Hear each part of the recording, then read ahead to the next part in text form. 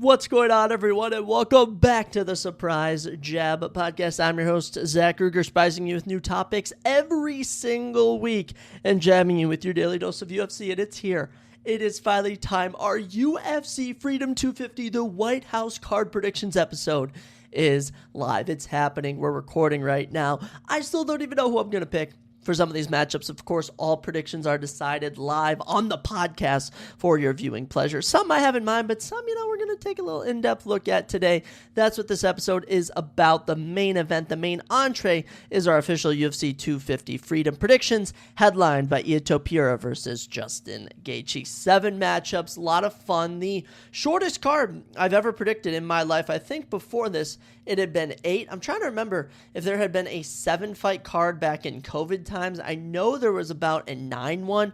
I can't remember if there was an 8, but as of the last few years, 7 has been the lowest we've seen on a card. As well, we're also going to be giving a movie review. That is right, we're going to be starting things off with a movie review, as well as looking at the updated UFC rankings. So a lot of fun on today's episode, ladies and gentlemen, and I'm excited. The weekend's coming up, soccer's going on. This is the time I get into the FIFA World Cup. I have a lot of fun trips coming up. There's a lot of exciting stuff going on. I'm still in the hunt of an official job right now, but in the meantime, we make our official UFC 250 predictions. But we are going to kick things off with no new UFC fights. That's how we usually open, talk about some new fights. There've really been none. There really hasn't been any, but what we have had is some updated rankings. So yes, after UFC Vegas 118, we had some updates to the UFC official rankings. So we're going to go from the women's bantamweight down to the men's pound for pound and talk about any changes. So opening us up, women's bantamweight division. Despite winning, Chelsea Chandler does not end up in the rankings. Instead, Bia Mesquita passes Michelle Montague from 13 to 14. Any real reason for this? I would say no. Bia Mesquita is currently 2-0 in the UFC. Both of the wins by finish. Maybe she's being primed for a bigger opponent. She moves up to 13 for Michelle Montague. Kind of a similar boat. She's also undefeated, 8-0. She's sitting at a decent 2-0 in the UFC. Don't really know why the change there. Maybe it's because Bia has 2 finishes and Michelle has 2 decisions. I don't know. There's a change there. The other change we see is Carol Rosa passing Macy Chiasson. Now, Carol Rosa does have a fight coming up against Luiana Santos June 20th. That's going to be an 11 versus the 8. I wonder if they think Luiana is going to win that and they want to have her face a bigger name. Now, as for Macy Chiasson, she last lost to Aileen Perez in February. No new fight news for here. And as for women's bantamweight, in general, it is probably the most dead division in the UFC next to heavyweight. And as of right now, Kayla Harrison has no date to return. Julia Pena doesn't have a fight booked. Raquel Pennington doesn't have a fight booked. Shout out to Jocelyn Edwards, Norma Dumont, and Aileen Perez. You're 3, 4, and 5. They at least try and stay active out of all the women in the weight class. Women's flyweight, strawweight, and pound for pound, there is nothing going on there. No news about major fights in any of those divisions. Valentina Shevchenko, no new fight news. And there's only rumors of Mackenzie Dern taking on the number 5 ranked Jillian Robertson at UFC Philadelphia. And women's pound for pound, no changes there. As for men's heavyweight, no changes after UFC Vegas 118. We do await for the number 1 Cyril Gane to take on Alex Pereira, and we await the number 5 ranked Josh Hokett to take on the number 9 ranked Derek Lewis. We'll be talking about those fights later. Other than that, no new fight news for any of them. Light heavyweight, same boat. Number 2 ranked Alex Pereira. He fights on this card.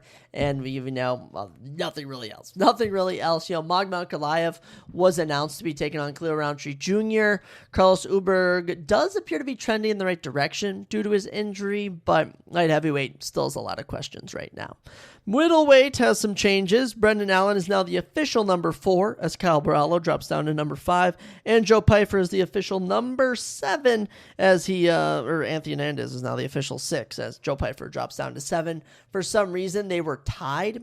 Those 4 guys, I have no idea why, but Brendan Allen is now the official number 4 ranked middleweight. Kyle Borrallo at the 5, Anthony Hernandez at the 6, Joe Pyfer at the 7. Where are they all going to end up? Tough to say, with news that Dricus du Plessis might be taking on Kamaru Usman, that could shake some things up. Nazarene Imavov is presumably waiting until September to face, Sean Strickland for the belt. A lot of stuff up in the air at middleweight. Same with light heavyweight. We're going to have to see what takes place as the year winds along.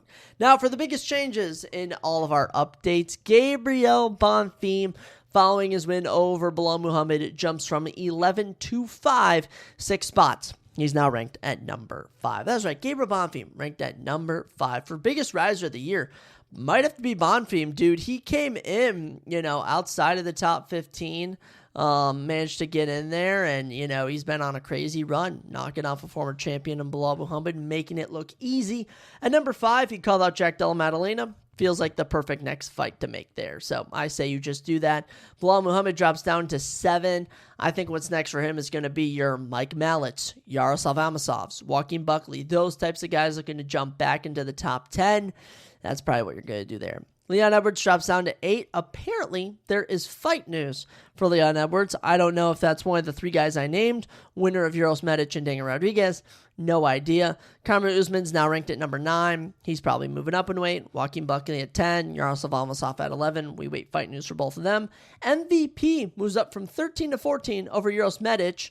I guess it makes sense, but Uros Medic is literally main eventing UFC Serbia, so I don't really know what's going on there. For lightweight, Tom Nolan is now ranked at 15 as they boot Fair-Zayem from the rankings, and Benil Dariush is still in there at number 14. I don't know what's going on there, but Tom Nolan, shout out to him. I think people are matchmaking him with Rafael Fiziev. I think that's a fantastic fight to make next. So I'm more than happy if you want to go that route. And honestly, my full opinion, I think that's the perfect way for you to matchmake everyone, because I got Quinlan Sakyat at 12, taking on the 7th-ranked Matus Gamrot, Dan Hooker and Hinata Moicano at the 8 and the 9, and of course we have a bunch of high-profile lightweight matchups on the UFC White House card. We'll discuss those later as well. Same for featherweight, Gene Silva, no news for him. Leron Murphy, no news. Mosfar and Volk are presumably awaiting a fight. No news on Aljamain, but we do get the number 2 and number 9 later on this evening in Steve Garcia versus Diego Lopez. So that's good. Marcus McGee at bantamweight is now in the rankings. They boot Farid Basharat. Marcus McGee, completely belongs there. His only loss in the last however many years, and his only loss in the UFC so far is to the champion Peter Yan. So he can kind of do whatever he wants. David Martinez just pulled out of his fight against Umar Nurmagomedov. Marcus McGee, shoot for the stars, throw your name in there. Do whatever you can. For flyweight, Edgar Cherez, following his win over Bruno Silva, is now in at number 15 as they boot Bruno Silva, and Alex Perez passes Tim Elliott from 12 to 11, which makes no sense because Alex Perez just got involved in a no contest. So don't know what's going on there, but that's all your main updates. The men's pound for pound will presumably change if Topura defeats Justin Gaethje and if Alex Pereira can defeat Cyril Gane. So keep those 2 names on your radar with the updated rankings taking place. And with UFC 250 Freedom, they're probably going to try and make some changes of some sort. But those are all your new rankings updates. Gabriel Bonfim, Edgar Cherez, Marcus McGee. Shout out to all of you. And also, shout out to Ryan Gosling, because he has performed in what may be my leading movie of the year right now. There's going to be better ones, I bet, but as of right now, this one's on the list. Project Hail Mary. I went to see it Impulse last night. So glad I did. I was going to read the book, and my cousin Kevin was like, you know what, Zach, you should go watch the movie, then read the book. And I'm like, you know what, screw it. I'm going to do that. And I saw it last night, and guys, let me tell you, Project Hail Mary is freaking awesome. I gave it an 8.6 out of 10. IMDb has it an 8.3 out of 10. Rotten Tomatoes 94%, Fandango 95%. I would agree if you even say it's a 10 out of 10 movie. It is fantastic. Literally, my only critique is I think it's a bit long. 2 hours and 36 minutes is a long time for a movie. I was kind of dozing at maybe the halfway point, but really, it stuck the landing in sense, no pun intended. But if no one knows what Project Hail Mary is, it's based off of an amazing book by, oh my goodness, who wrote the book?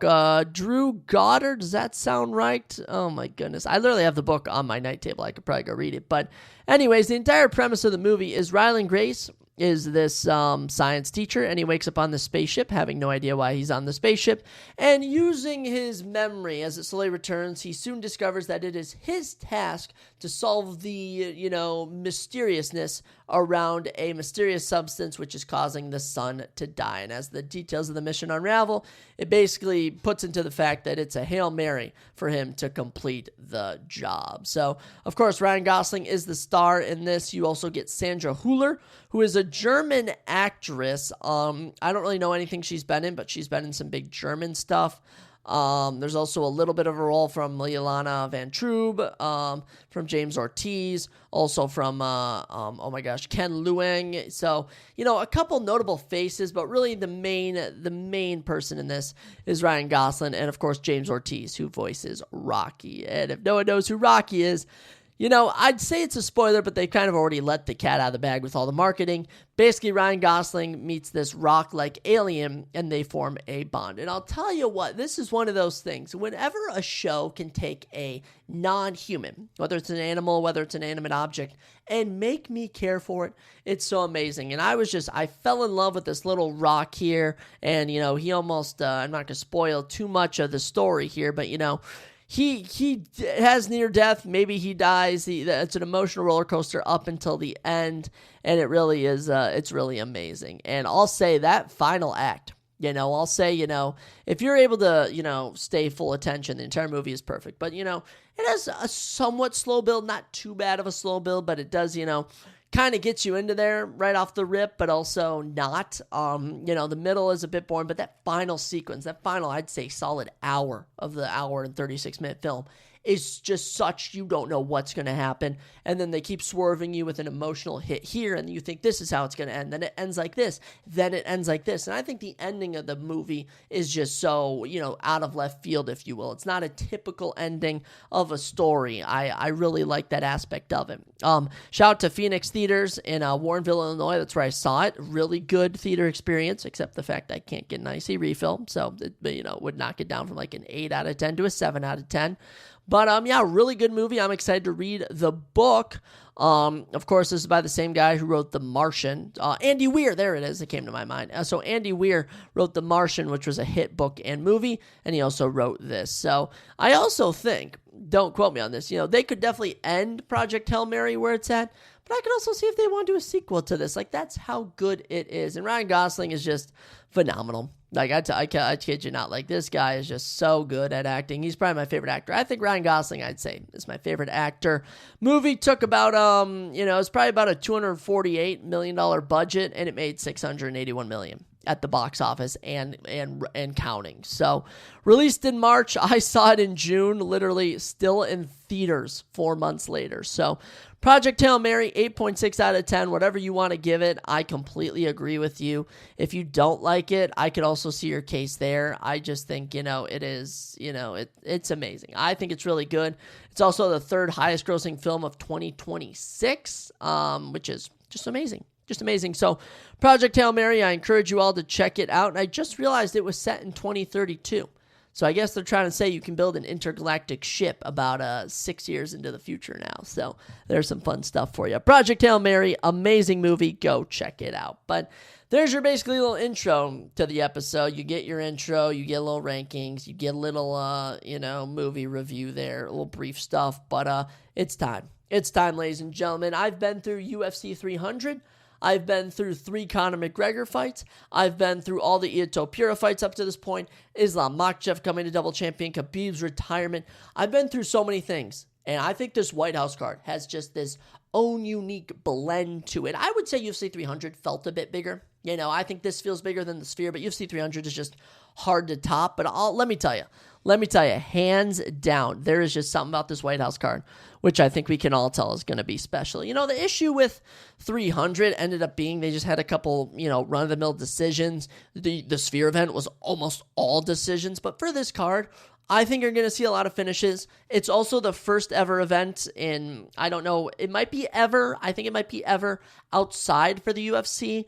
It's, of course, on the lawn of the White House. The guest list to get in is ridiculous. You either have to be a content creator, politician, military personnel. The open public just can't buy a ticket. So it's a crazy event, and let's not waste any time, guys. Let's get right on into it. There's no official canceled or fizzled bouts, but I think everyone is under the agreement and under the assumption they wanted to do Ito Pira versus Islam Makhachev. Ito Pira wanted too much money, and they wanted to do Tom Aspinall versus Alex Pereira, and Tom Aspinall's eye wasn't healed. So I think we can all agree those are fights they want to make, but we've ended up with 7 fights. Was supposed to be 6. We'll talk about that. Let's get right on into it, guys. Opening up the UFC White House card is Diego Lopez versus Steve Mean Machine Garcia. What an opportunity for Steve Garcia here. Steve Garcia has been on an absolute roll.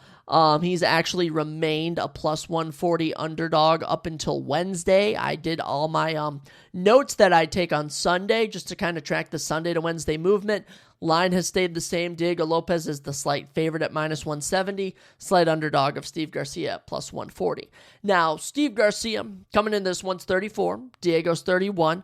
6 foot to 5'11". Pretty similar height. Reach a bit for Steve, 75 to about 72 and a half, however you want to do it. And of course, Steve fights southpaw. Diego fights orthodox. Now, for Diego Lopez, if you didn't know, he's actually fought on UFC 300 and on the UFC Noche event. So he's fought on 2 of the 3. He's going to be fighting on 3 of the 3 milestone events. He's already fought on 2 of them so far. So Diego Lopez, you absolute stud. Good job for you. So we'll start with Diego Lopez. He's currently ranked at number 2 on the men's featherweight rankings. Only people above him, Movsar Evloev, the champion. Trains out of Legacy MMA / the Brazilian Warriors. I mean, dude's just a legend. Born out of Amazonas, Brazil, now trains out of Puebla de Zaragoza, Mexico. Actually has a ranch out there, which is super cool. Out of his 27 wins, 23 finishes, 11 KOs, 12 subs. He doesn't care how he gets it done. Here's what I want to point out. Only twice out of his 8 career losses has he ever been finished, both of them by knockout. And that loss, by the way, came all the way back in 2018. So it has been 6 years, scratch that, 8 years since the last time he was finished. I do find that pretty freaking crazy. But for Diego Lopez, he's been in the UFC now for 3 years. Came in on short notice against Movsar Evloev, almost beat him. Went on the incredible 5-fight run, earning him a title shot against Volkanovski. Lost the fight of the night, almost finished him though. Then bounced back in a main event against Gene Silva, won a performance and fight of the night bonus in that. And then earlier this year in January, did lose the rematch. It was a fight of the night, but I don't think it was as good as their first fight. So with Diego Lopez, the only hill he hasn't been able to climb in the last 3 years has truly been Volkanovski. I think if he rematched Movsar, he'd probably have some more success. But, it's just, I really, well, 1 second on what I'm about to say. Let's talk about Steve Garcia real quick, because we obviously know Lopez is a killer legend. But for Steve Garcia, from New Mexico, trains out of Jackson Wink MMA. This is an Albuquerque boy, born and raised. Actually went to Central New Mexico Community College. And dude has been on a run of his career. 7-fight winning streak, 6 of those coming by frickin' knockout. Might I add, the only man he couldn't put away was Calvin Kattar, which, mind you, no one's been able to put Calvin Kattar away.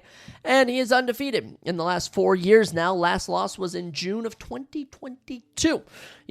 Currently on the 7-fight winning streak, he's knocked out Chase Hooper, Shailene Nerdambeek, Malquisel Costa, Shangmu Choi, Kyle Nelson, and most recently in his first ever main event in November in 3.5 minutes, David Onama. So good job to you, Steve Garcia. Out of his 19 career wins, 15 of them are by knockout. Of his 5 career losses, only been finished twice. He's gone 8-2 in the UFC, 5-2 in Bellator, 1-0 in the LFA. And similar to Diego Lopez, he is a Contender Series veteran. Unlike Diego Lopez, though, he was actually able to win his Contender Series matchup. But, I'll say just straight up, when it comes to this is one of the fights where it's so easy to just pick the underdog, just because this card is hard to pick underdogs on. I'm not going to lie, guys. This is one of those cards where it's like every favorite is just so good. You're almost just taking a risk on this. But Steve Garcia is one of the few and far between Americans on this card. I think there's, of the 14 fighters, I think there's 8. That we have 1, 2, 3, 4, 5, 6. So yeah, we have 8 American fighters of the 14. So he's part of that 8. And, Steve Garcia is a boxer. Diego Lopez, we know, can mix it up on the feet and on the ground. And when it comes to this fight, it's really tricky. It's really tricky because I've loved Steve Garcia. I've loved his run. He's looked incredible. Truly on this run, we'd have to go back 3 years for the last time I thought he was in somewhat danger, and that was in the Shailene Nerdambeek fight, a fight he ended up winning. Now, in the last 2 years, no one's offered him any competition. Of his last 4 wins, 3 of them in round 1. Knocked out David Onama, which is not an easy task at all, and I'm really high on Steve Garcia. But the thing is, I was really high on Steve Garcia all week, and then I really assessed Diego Lopez. Diego Lopez is still talented. His only 2 losses in the last 3 years are fight of the nights to Volkanovski. I think he was given a premature second title shot. It almost felt like that just a continuation of their first fight. And, as much as I love Steve Garcia, I am going to pick Diego Lopez to win. Now, am I going to pick Diego Lopez to get the finish? It kind of feels like it. It kind of does feel like Diego Lopez is going to get the finish here. Decision is obviously always going to be in the cards, but, he's never really been in danger of being finished. And I want to point that out because he's been wobbled. He's obviously been wobbled in the Volk fight and Gene Silva, but never dropped. Never dropped in the UFC so far. He lost on the Contender Series to Joe Anderson Brito. That was 5 years ago. Him running through Sodiq Yusuff, Brian Ortega, taking on Dan Ige in 4 hours notice. The legend grows of Diego Lopez. And I think Steve Garcia is going to be fun, but he just doesn't remind me of the guy who's going to overcome the Diego Lopez mystery. And the thing is with Steve Garcia, he obviously has knockout power. But, the one thing I've noticed with all of his fights, that it's usually been TKOs. Obviously I think with Sungwoo Choi, with Shailene Nurdenbeek, he's slumped them, but it's really been a lot of TKOs, and Diego Lopez can absorb a lot of punches, take a lot of damage, and that's why I got Diego Lopez defeating Steve Garcia to kick off UFC Freedom 250. And one thing the UFC is doing here, which by the way, card starts at 7 p.m. Central Time for me on a Sunday night, starts at 8 on the East Coast, so when this takes place, it's going to be 8 p.m. White House time. And they're going to be doing what they did at UFC Noche, where they tell a story of the history of the United States with graphics and stuff. I think there's no reason for it, but it's just going to prolong this card even more. So be prepared for the main event to be taking place pretty late on a Sunday night. But second matchup of the evening, and I love just the variety of weight classes we get here. We get bantamweight, lightweight, middleweight, featherweight, and heavyweight. I love that.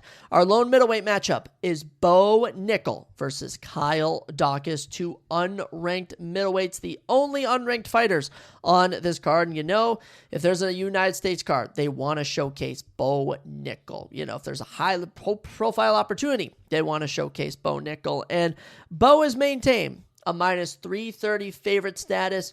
Kyle Dawkins is the plus 270 underdog. And it's kind of crazy, with Bo Nickel at one point when he was on the Contender Series, he was 26 and he felt young and he felt hungry. And, he's had a great run in the UFC so far, 2-0 in the Contender Series, 5-1 with 4 finishes in the UFC, but he's 30 now. So it's really make or break time to really dial it up, Bo, and start getting it going. But it didn't really matter who he took on. He was going to be on this card, but they chose Kyle Dawkins. And I think Kyle Dawkins is the second toughest opponent that Bo Nickel has taken on in his career, despite being a plus 270 underdog. In terms of age, Kyle's 33, Bo is 30 years, and 30 years and 5 months actually to the date of today recording this on June 10th. Weight class, they always fight at middleweight. Last time they weighed in, Kyle was actually 186 and Bo was 185.8. Fun facts for you. 6'3 to 6'1, bit of height for Kyle, and they both have a 76-inch reach. Same for both of these boys. Southpaw for both of them as well. One thing I want to point out is in terms of takedowns. So Bo Nickel is going to be known for the takedowns, despite his last 2 matchups really being fought. Actually, last 3, I should say, being fought on the feet. Bo Nickel has a 100% takedown defense. Kyle Dawkins has an 82%. They both attempt over 2 submissions per a 15-minute fight. And in terms of takedown accuracy, Bo Nickel is at 55% with 3 attempted every fight. And as for Kyle Dawkins, he's at about a 25% land rate at around 2 attempted per fight. We'll start with Bo Nickel, of course, born in Colorado, now fights out of, I want to say Pennsylvania. Obviously, Penn State legend. He was actually training with them, but yeah, American top team guy, Penn State legend, potentially the greatest collegiate wrestler of all time.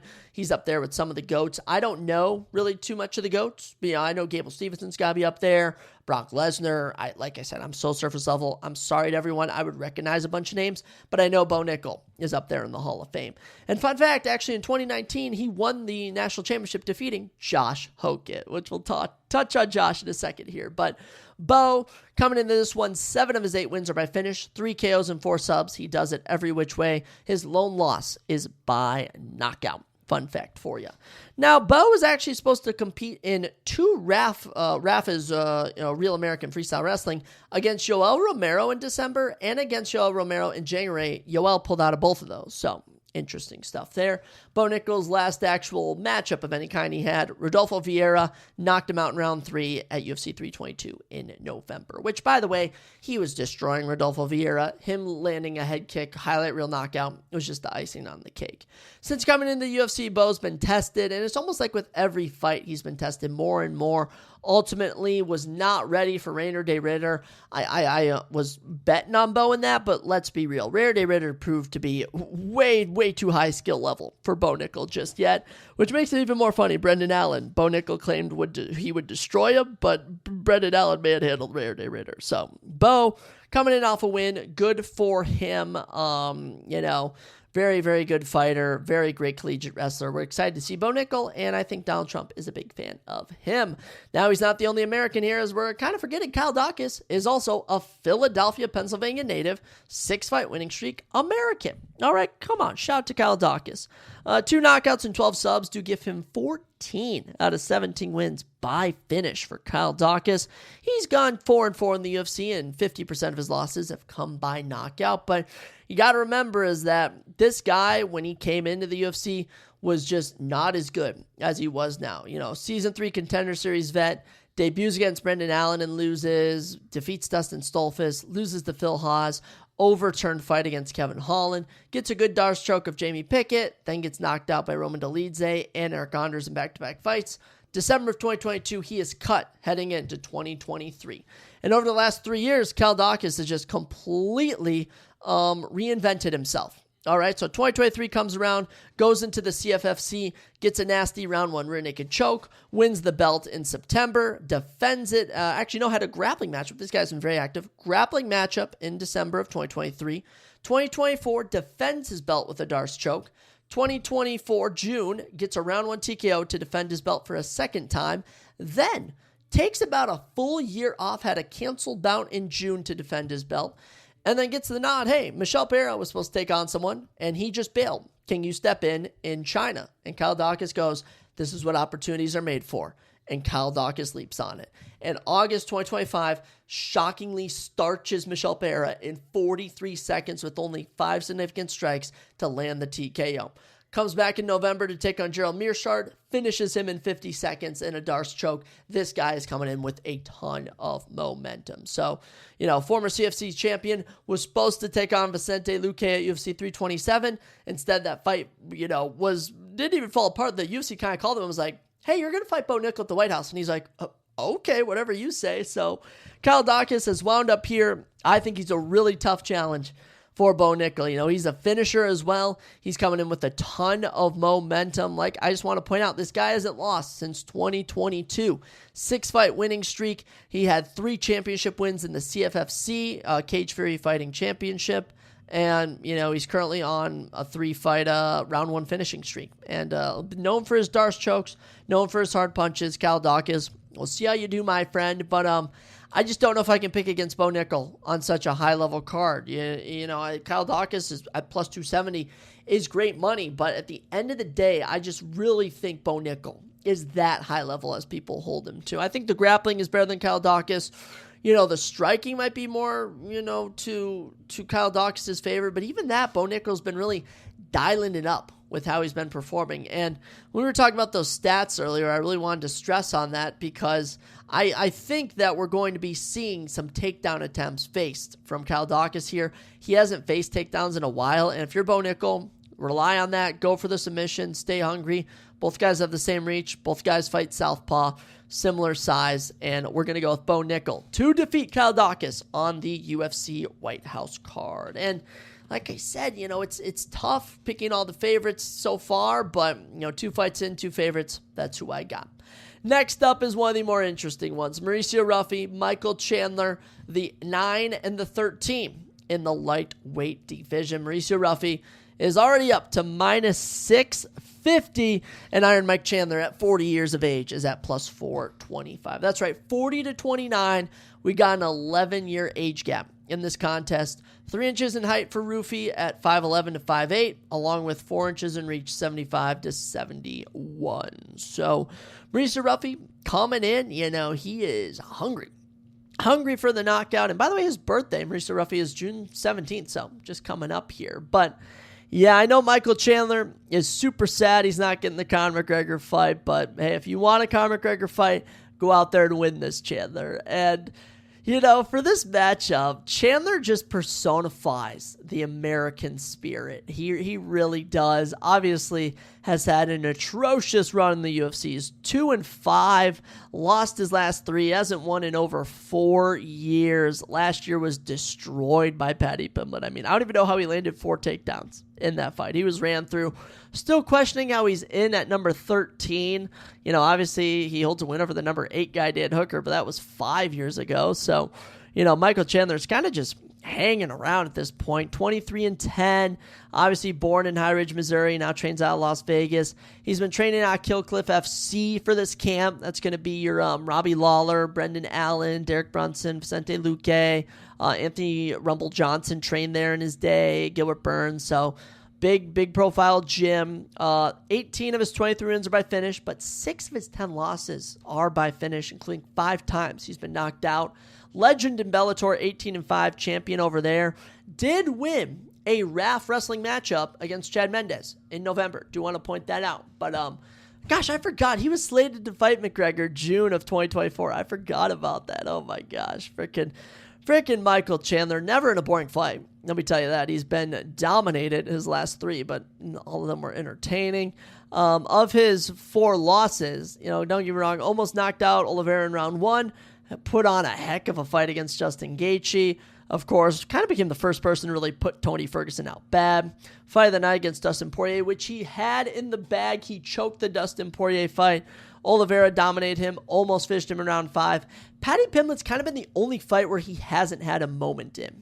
I'll say that. So, Michael Chandler, just as an American, I would love to back him, but Mauricio Rufi, guys, it's so hard to pick against this guy. Ranked at number 9. Just only recently in January knocked out Rafael Fiziev. I think if he hadn't fought since his last loss, I'd have gone with Chandler, but man, has he been on just a run. Fighting Nerds, Sao Paulo, Brazil. You know him, you love him. 12 wins of 13 have come by knockout. Only been actually both of his losses he's been finished in, but one of those was to Benoit Saint-Denis, and one of those was to Manuel Souza. If you know who either of those guys are, you should know Benoit Saint-Denis. You know they're killers. Now, Mauricio Rufi, it's so weird to think about where he's at now compared to when he came in. So, Season 7 Dana Contender Series, big round 3 finish with 15 seconds left. Debuts against Jamie Malarkey, dominant. Then on the John Jones-Stipe Miocic card 2 years ago, just has a pretty poor performance against James Law on top. His aura was kind of down, and then, he dialed it up. One of the best, if not the best knockout of the year, spinning back kick against Bobby King Green. Of course, took on Benoit Saint-Denis, and the grappling was exposed. So the only time we have seen Mauricio Rufi struggle was when Benoit Saint-Denis grappled him, which leads me to think, Michael Chandler, baby. Yeah, I could get behind it. But, then he took on Fiziev and manhandled him. So you just knocked him out on the feet. Fiziev looked kind of lost out there. So what it boils down to, what it's going to come down to is, can Michael Chandler land the takedown before he's chinned? That I think is the main question here. And, it's tough. In terms of the takedown defense, it's sitting at right around 85% for Rufi. Takedown accuracy is only 41% for Chandler. Rufi's only been taken down by Benoit Saint-Denis. Striking accuracy, 58% at an average of 4 per minute for Rufi, so he has a high output. Here's the thing. For the first 2 fights, I don't hate Dawkins and Garcia, but I just want to root for Nickel and root for Lopez.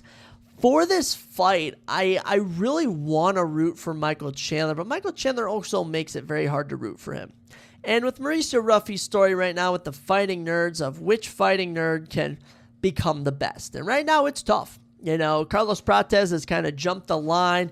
Kyle Barallo is kind of in second right now. Gene Silva's fallen into third. And then you got Mauricio Ruffy in there, who's the fourth. But mind you, it's like the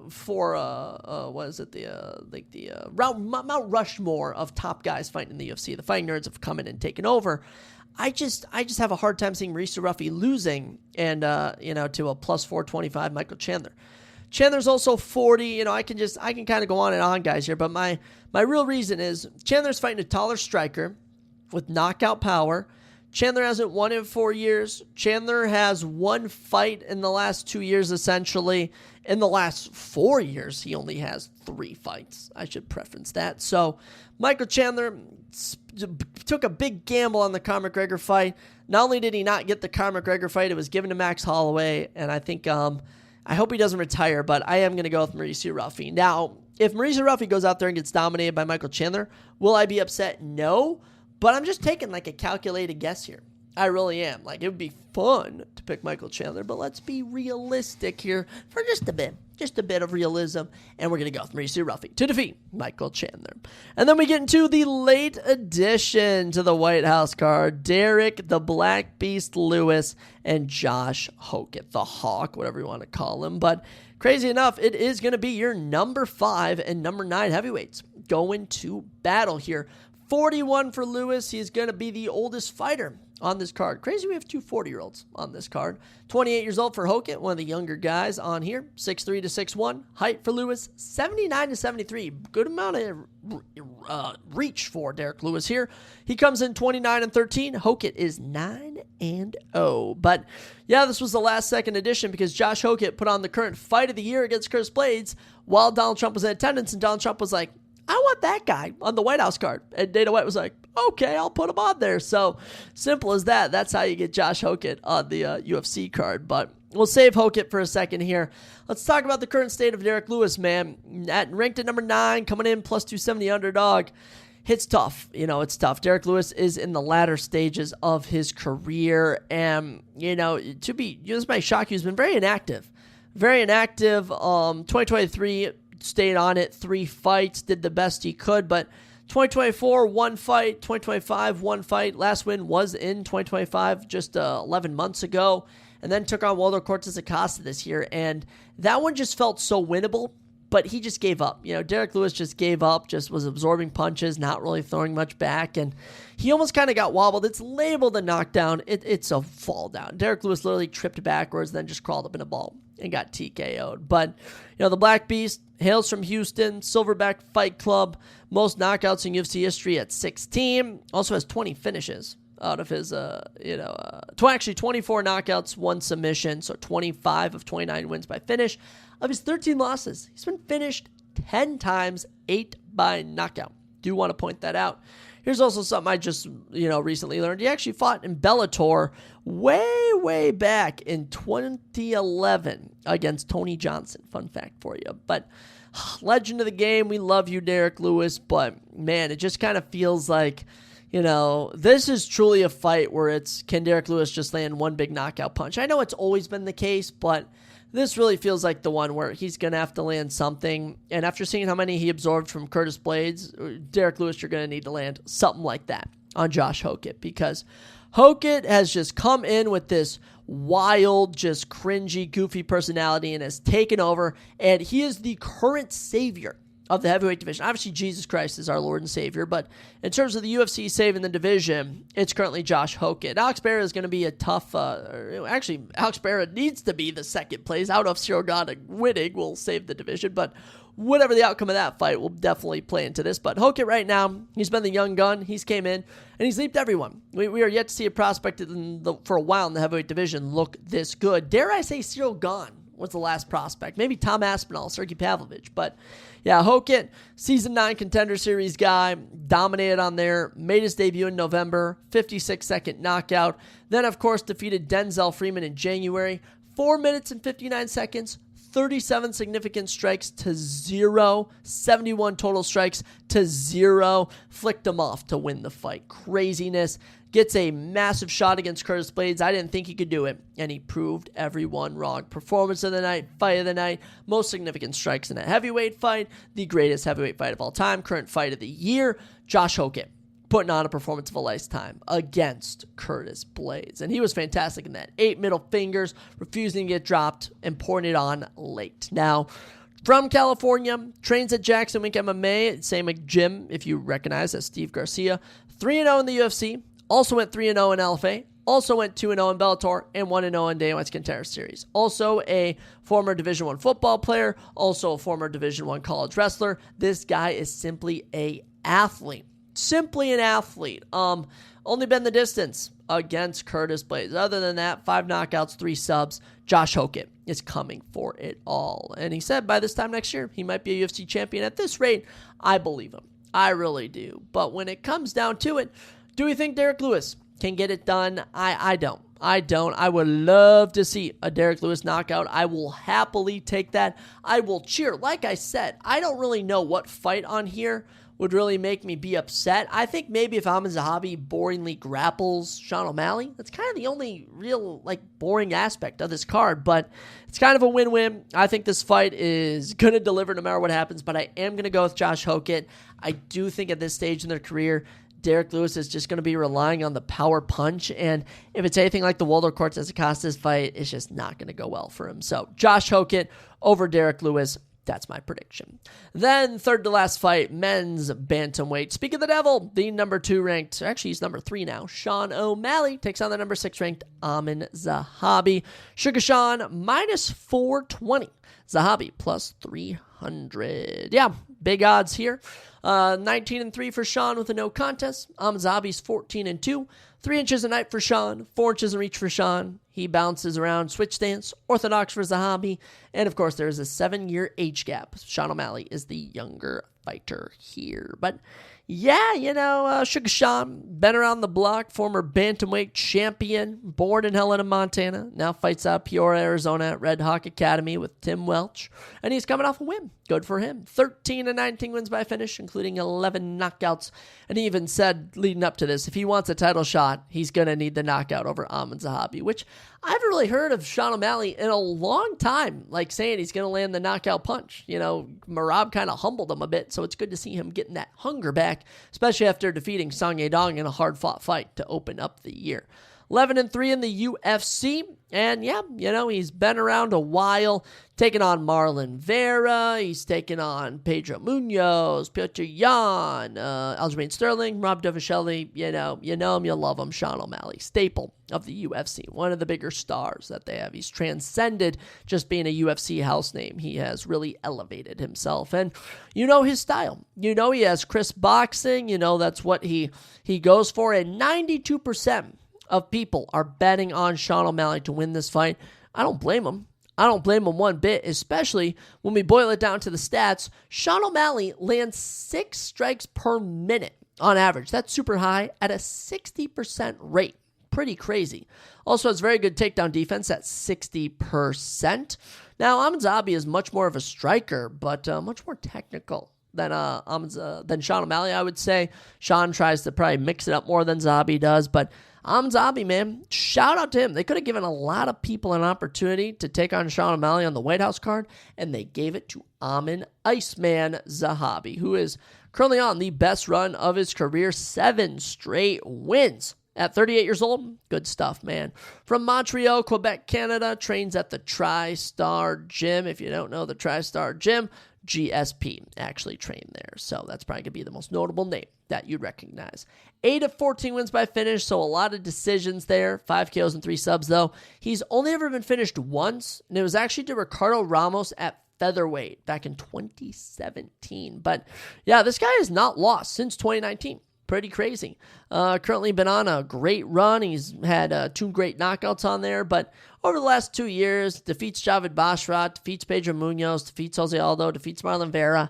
And the Marlon Vera and Jose Aldo fights, they're good wins. They both came last year, but he was knocked down in both of those, ironically with knees. I find that pretty crazy.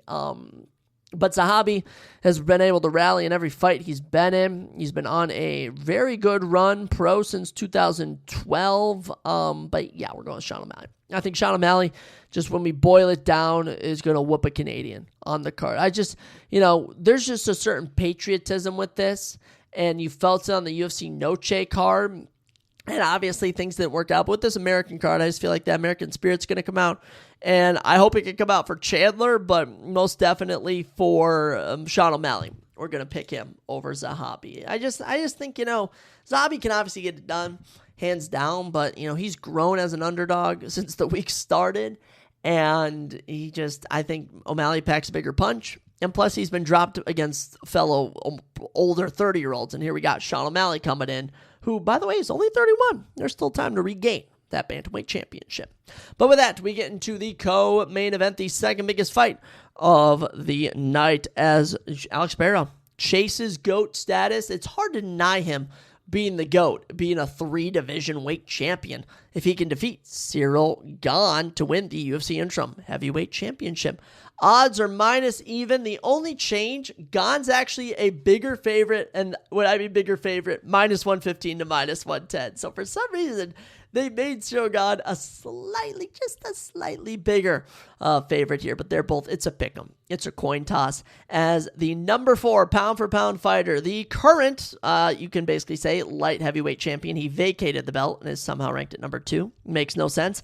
Alex Poatan Pereira, one of the greatest fighters, if not the greatest of all time for some people, as he takes on Cyril Bangami, however you want to say it, the Frenchman, Cyril Gane, who is ranked at number 1 at heavyweight. So this could be a fun one. Going to be a stand-up affair, I think most people expect. 38 years of age for Alex, 36 for Gane. Both men are 6'4", 2 inches in reach for Gane, so a very even matchup for a title, which I guess this is for the interim, but it kind of feels like the undisputed, with Tom Aspinall not having a clear return on when he's going to get back in there. So we'll start it off with Cyril Gane. Got to start off with Cyril. 13-2 is his professional record. He fights in the orthodox fighting position, and it's been a very interesting ride for Cyril Gane. The man from Vincennes, France, who trains at the MMA Factory, is on a 2-fight winning streak. Of his 13 wins, 9 finishes, 6 KOs, and 3 subs. Only loss by finish is to the GOAT, John Jones. The other loss before that is to Francis Ngannou. And, since those fights, he's gone out, main evented Sergey Spivak and Tai Tuivasa in Paris, won both of those matchups. 2024, picked up a split decision win over Volkov he probably shouldn't have won. And then 2025 had a no contest against Tom Aspinall for the belt, which was just awful. But I just think it's funny that since 2021, we've seen 1, 2, 3, 4, 5, 6, 7. This will be the 8th fight for Cyril Gane. This will be it. I kid you not. His 1, 2, 3, 4. His 4th fight for either the undisputed or interim belt. So over the last 4 years, he's had 8 fights. 50% of them have been for the belt, and he just still can't win the undisputed championship. So Cyril Gane, he's a boxer, legendary kickboxer, I should say, way back in the day. I mean, Muay Thai undefeated. Muay Thai kickboxing undefeated way back from 2016 until his debut in 2019. So, I mean, just a legend. Love Cyril Gane. Don't hate the guy at all. Some people, for some reason, don't like Cyril Gane. I really do. But I just don't know if he can get past Pereira, We haven't really seen Gane deal with too much power. Obviously, Tom Aspinall had power, but nothing like Alex Pereira. Ngannou couldn't knock him out. I just want to point that out. That's super interesting. And also, the Gane offers the mix-up of going for takedowns, but Cyril Gane hasn't actually done a takedown since the Volkov fight. Before that, he landed one on Ngannou. Before that, it had been Rosenstruck. So he's averaging about every 2 years he's attempting a takedown. So actually, we're on the trajectory right now. So Cyril Gane, I think, offers a lot of stuff. He is a Frenchman in the co-main event against the Brazilian Alex Pereira. And yeah, Alex Pereira, 13-3 in MMA. Doesn't even give him justice to his illustrious kickboxing career. And currently the undisputed light heavyweight champion. He had to vacate the belt, but we do recognize him as champion. Born in Sao Paulo, Brazil, now fights out of Bethel, Connecticut with Teixeira MMA and Fitness, Glover Teixeira, Plino Cruz, that whole gang. And yeah, 11 of his 13 wins are by knockout. He's only been finished twice out of his 3 MMA defeats. It was in his debut in MMA way back in 2015. Then went back to kickboxing, and obviously he's been in so many kickboxing fights, I've lost count. But came back into MMA, debuted in the UFC, got the title shot against Izzy, finished him in round 5. Izzy won the rematch, moved up in weight, went, I think it was 6-1 at light heavyweight. Obviously defended the belt against Jamal, Jiri, Khalil, lost it to Magomed, regained it against Magomed, and now moves up to heavyweight. So he's just continuing his arc, man. It's just what he does. Alex Boa does kind of whatever he wants in the UFC now, and he signed a big fight deal. He's acknowledged he's 38, so he's pretty much acknowledged that this is do or die for him at this point in his career. But last one in October, possesses the knockout power, and I think the real question here is what does Alex Pereira do if he loses? I don't really know what he does. Maybe he takes on Volkov, Pavlovich, Hokit, we'll see. But, I think, it just kind of works out better if Alex Pereira wins. But who knows? Ciryl Gane can pull off a big upset. I think it's more interesting, the aspect of a Ciryl Gane upset, than it is of an Alex Pereira win. Because I think at this point, we can expect an Alex Pereira win. And not to spoil my prediction just outright, but yeah, I'm predicting Alex Pereira to get this done against Ciryl Gane. Dare I say by knockout? I've seen Tai Tuivasa drop Ciryl Gane, so not impossible. But it really does feel like Pereira is just on this quest for greatness, and he's going to do something which Cormier couldn't do, Jones couldn't do, Holloway, Volk, McGregor, GSP, Randy Couture, BJ Penn. No fighter has ever won in 3 weight classes. And Pereira is the perfect person to do it. I think the next perfect one would either be Islam or Topuria, probably more so Topuria. But Pereira is currently trying to do it. We're going to see if he can. We're going to root for him. And yeah, it's also kind of crazy for Alex Pereira. He's 13-3 professionally, 10-2 in the UFC. Most people forget when this guy debuted, he was only 3-1 in MMA. So great stuff from Pereira. Love him. Love Ciryl Gane. Should be a fantastic co-main event. We are going to pick Alex Pereira to win. And up to this point, how many knockouts do I see? I really see a finish in all of these. But to try and be realistic here, Lopez and Garcia will probably go the distance unless Lopez can break Garcia down late. Nickel and Dawkins probably ends under the bell with how, finish heavy they've been. Ruffy and Chandler before the bell. Lewis and Hokit, I really want to bet money it ends before the bell. O'Malley and Zahabi, I'd bet more on a decision, hoping for an O'Malley TKO. And for Pereira and Gane, I think Pereira knocks out Ciryl Gane. That's what I'm going to go with here. But obviously that fight's big. The bigger one is in the main event as Ilia Topuria El Matador, the greatest fighter of my generation of the modern era. Him and Islam go band for band. Alex Pereira is also in the mix, but he's currently ranked at number 2 on the pound for pound list. If he wins, he will be number 1. He's the reigning defending lightweight champion.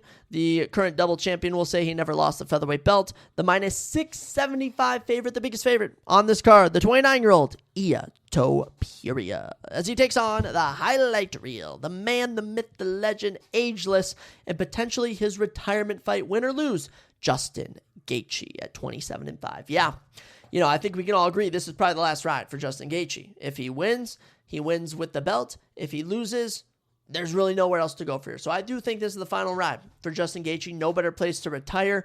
And I do think there'll be a bit of respect between him and Ilia Topuria after this is all said and done, because it's been brewing up here a bit.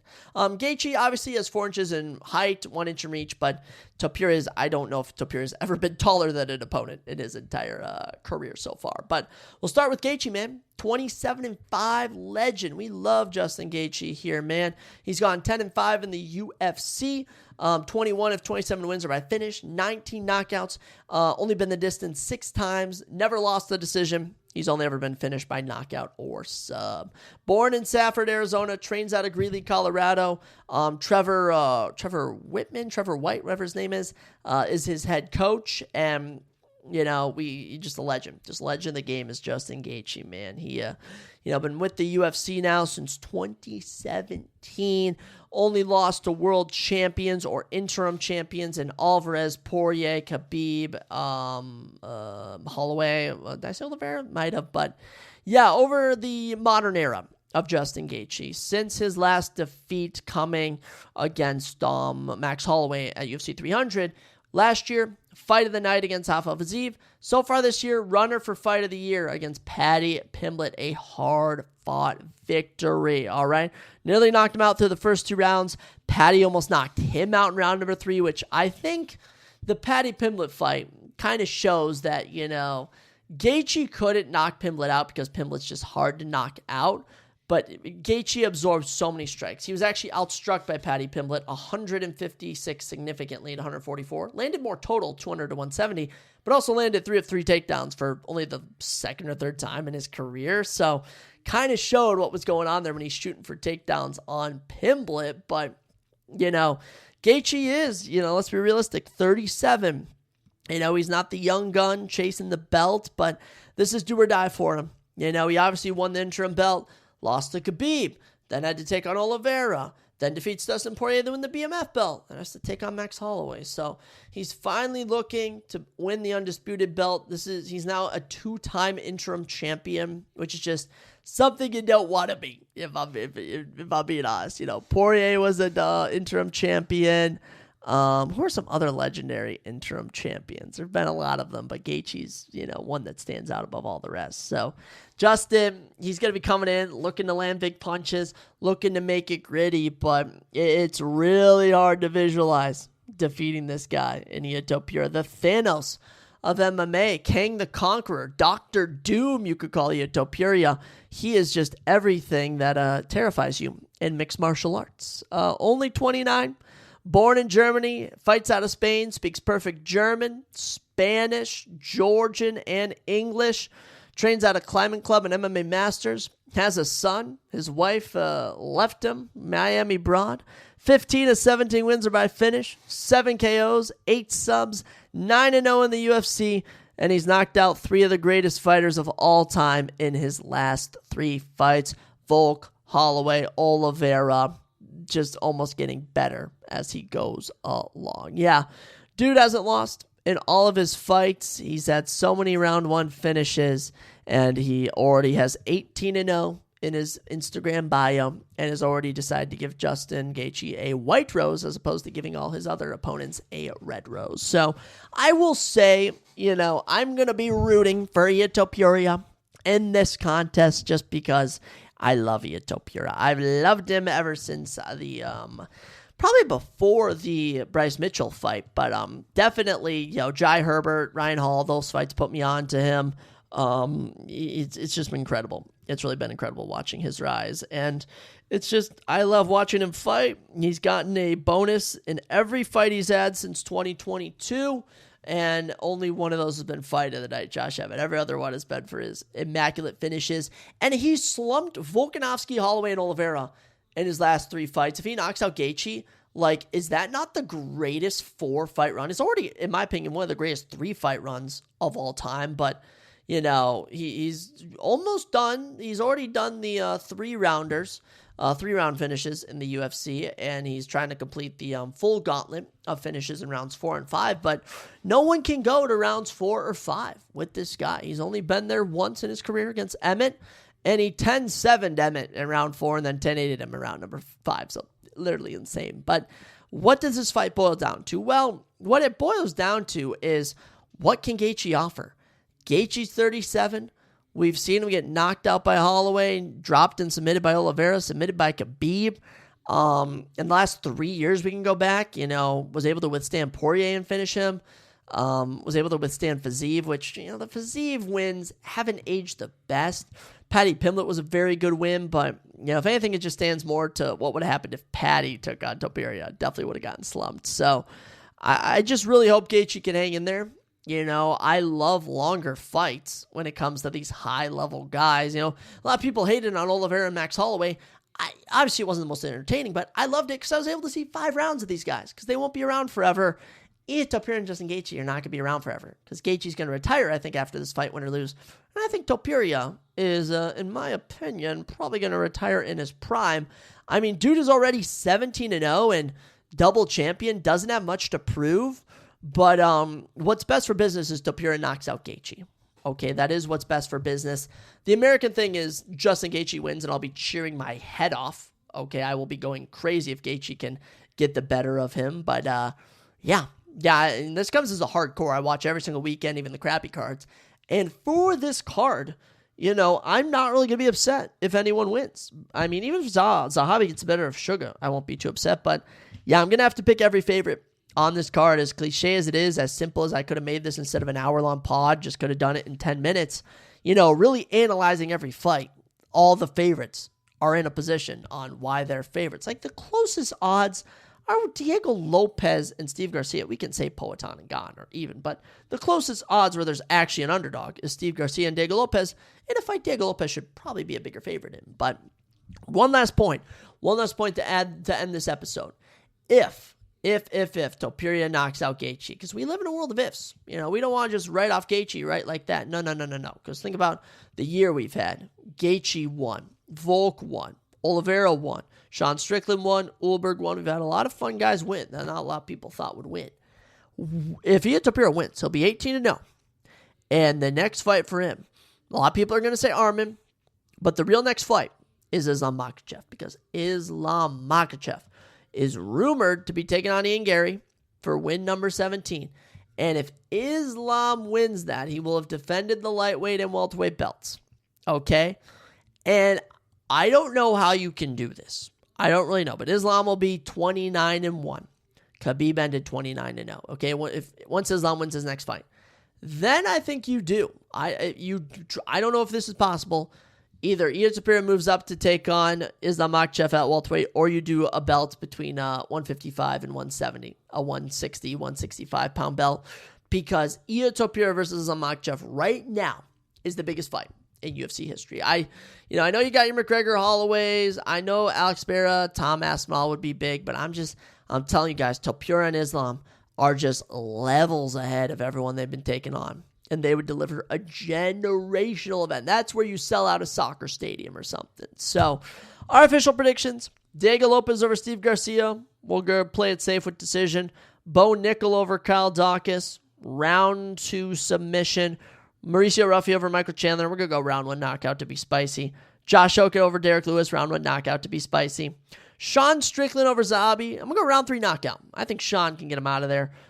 Cyril Gane and Alex Pereira. Alex Pereira by round 3 knockout. I like that. Round 3 knockout. I think he's done 5, 4, 1, and 2. So yeah, to complete the gauntlet. And then Ian Topuria over Gaethje. Oh, I don't know if Gaethje can survive 1 round. I generally don't. We're going to see, but we're going to go round 1 for Topuria, hoping it doesn't just last 1 round. But those are your official UFC Freedom 250 predictions, ladies and gentlemen. And, of course, our little review of Project Hail Mary and the updated UFC standings. So let me know who you guys think are going to walk away victorious from all of these fights. It is going to be legendary lovers, as Katy Perry would say. But, yes, ladies and gentlemen, UFC Freedom 250 goes down this Sunday. Let me know who you guys are riding with, and we'll be back to recap everything next week. I will catch each and every one of you next time on the Surprise Jab Podcast.